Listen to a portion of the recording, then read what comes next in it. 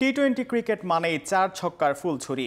টি-20-র এই যুগে অন্যরা যখন ওভার বাউন্ডারিতে নিজের রান বাড়িয়ে নিচ্ছেন, সেখানটায় উল্টো অবস্থা লাল সবুজদের। তবে নতুন করে আশা দেখাচ্ছেন টাইগার ব্যাটার তাওহিদ হৃদয়। ম্যাচের ক্রুশিয়াল মোমেন্টে ছক্কা মেরে প্রেসার রিলিজ করার সঙ্গে বাড়াচ্ছেন দলের রানও। তবে এখন পর্যন্ত বাংলাদেশিদের মধ্যে ছক্কা মারার তালিকায় কে এগিয়ে তা জানাচ্ছেন প্রতিভা দাস। আধুনিক ক্রিকেটের যুগ পাওয়ার হিটিংয়ের। যে দল পাওয়ার হিটিংয়ে যত শক্তিশালী, সেই দল এগিয়ে থাকে তত।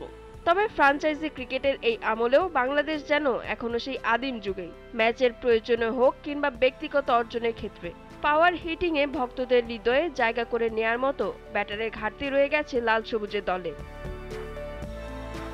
ক্রিকেটের সংক্ষিপ্ত এই টি-20 ফরম্যাটের পরিসংখ্যানে বাংলাদেশের হয়ে সর্বোচ্চ ছক্কা মারার শীর্ষে অবস্থান মাহমুদুল্লাহ রিয়াদের। ১৭ বছরের ক্যারিয়ারে ছক্কা মেরেছেন ৭২টি। দ্বিতীয় স্থানে থাকা লিটনের ৬ সংখ্যা ৫৫টি। সময় লেগেছে তার ৯ বছর। ১৮ বছরে ৫২ ছক্কা নিয়ে সাকিব আছেন ৩ নম্বরে। ৯ বছরের ক্যারিয়ারে ৫২ ছক্কা সৌম্য সরকারের ব্যাট থেকে এসেছে। ২০২০ সালের পর আন্তর্জাতিক টি-20 না খেলা তামিমের ছক্কা ৪৪টি, আর ৩৭টি ছক্কা অবসরে যাওয়া মুশফিকের। ক্যারিয়ারে বয়সের তুলনায় ছক্কা মারার তালিকায় সবচেয়ে এগিয়ে তাওহিদ হৃদয়।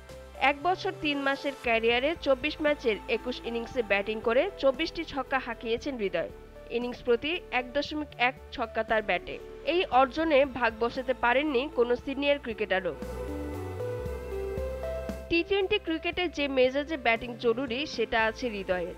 তার ছক্কা মারার দক্ষতা যেমন কার্যকরী, তেমনি এই ফরম্যাটে ছক্কা গড়ে দেয় ম্যাচে ভাগ্যও। চলতি বিশ্বকাপে শ্রীলঙ্কার বিপক্ষে লো স্কোরিং ম্যাচেও পার্থক্য গড়ে দিয়েছে হৃদয়ের ৪টি ছক্কা। গেল বছর ইংল্যান্ডের বিপক্ষে অভিষেকের পর ৪৭ ইনিংসে ৪৪টি ছক্কা হৃদয়ের। দুয়ে থাকা লিটনের ছক্কা ২৯ আর শান্তর ২৫টি। অর্থাৎ হৃদয়ের সাথে অন্যদের পার্থক্য স্পষ্ট।